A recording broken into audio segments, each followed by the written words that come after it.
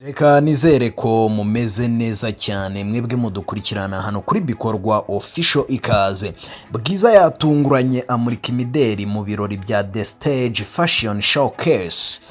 Amakuru tujye kubagezaho turayakesha ikinyamakuru cy'igihe ngo bimeze bite rero. Umuhanzikazi Bwiza wari witabiriye ibirori byo kumurika imideli bya The Stage Fashion Showcase yatunguranye nawe atambuka imbere y'abari babyitabiriye amurika imyambaro y'inzu ihanga imideli ya Mateo Studio. Wow. Ibi birori bya The Stage Fashion Showcase byabereye ahitwa Mundi Center mu ijoro ryo kuri uyu wa mbere Ugushyingo 2024, ahari hakoraniye abahanzi b'imideli batandukanye ndetse n'abamurika imideli bari bitabiriye ari benshi. N'ibirori byari byitabiriwe ku rwego rwo hejuru nubwo itike yo kwinjira yari ibihumbi 50 mu myanya isanzwe n'ibihumbi 100 mu myanya y'icyubahiro cyangwa se imyanya dukunda kwita VIP. Mu kiganiro n'igihe umuhanzi Bwiza yavuze ko byari inshuro ye ya mbere amuritse imideli nubwo ari uruganda yarasanzwe akurikira. Icyakora Bwiza avuga ko byari igitekerezo cya Mateo Studio.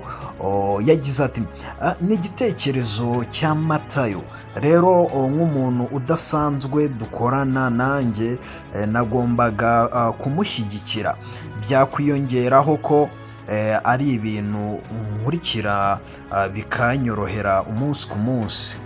Bwiza yavuze ko uruganda rwo kumurika imideli rukeneye ko buri munyarwanda arushyigikira kuko ahandi rutunze abatari bake cyane.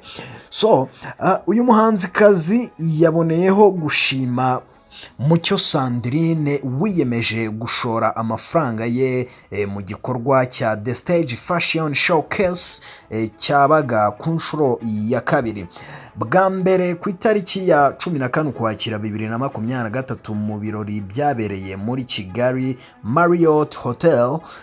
Ni ibirori bigamije kuzamura uruganda rw'imideli mu Rwanda no kumurika impano nshya ku ruhando mpuzamahanga. Niba ubyumva neza, Bwiza yatunguranye nawe amurika imideli. Usesenguye neza ushobora kumva ko harimo akantu ko ashobora kuba ubuhanzi agiye no kujya abufatanya no kumurika imideli, kuko gutya ni nko kuducira amarenga. Ni ukuducira amarenga. Reka twitega amaso turebe ibizakurikiraho, niba azakomeza akajya mu bintu byo kumurika imideli cyangwa se ari uko yari ari gufasha uyu mugenzi we bisanzwe. Guys, tubashimiye ko mudukurikirana muri benshi. Turabikunda ko mukurikirana ibiganiro byacu hano kuri bikorwa official. Tubahaye ikaze ibihe byose kuri YouTube channel yacu, naho mu zindi nkuru ziri buze gukurikiraho. Turabashimiye, bye.